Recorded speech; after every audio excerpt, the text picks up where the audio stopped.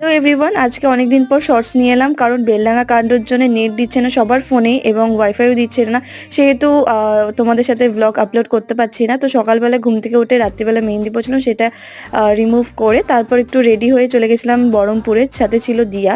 তারপর আবার বাড়ি চলে এলাম, খেলাম একটু ঘুগনি। তারপর বাড়িতে এসে একটু খেয়ে দিয়ে লাঞ্চ করে নিয়ে একটু বেরিয়েছিলাম আমাদের গোপীনাথ আখড়া থেকে একটা রাস উৎসব বলতে গীতা পাঠ হবে বলে, সেহেতু গঙ্গা নিমন্ত্রণ করতে বেরিয়েছিলাম সকলে মিলে। অনেক নাচ গান বাজনা হচ্ছিল এখানে, সবাই নিমন্ত্রণ করছিল, গঙ্গা নিমন্ত্রণ সবাই ভালো করে মন দিয়ে দেখছিল। আর একটা লঞ্চ যাচ্ছিল বিশাল বড় গঙ্গা দিয়ে। তারপর আবার নাচতে নাচতে গোপীনাথ মন্দিরের দিকে এগিয়ে এলাম। সন্ধ্যা লাগতে লাগলো আস্তে আস্তে। মন্দিরে এসে প্রচুর নাচ হয়েছে এবং নাচতে নাচতে প্রচণ্ড খিদাও পেয়ে গেছিলো।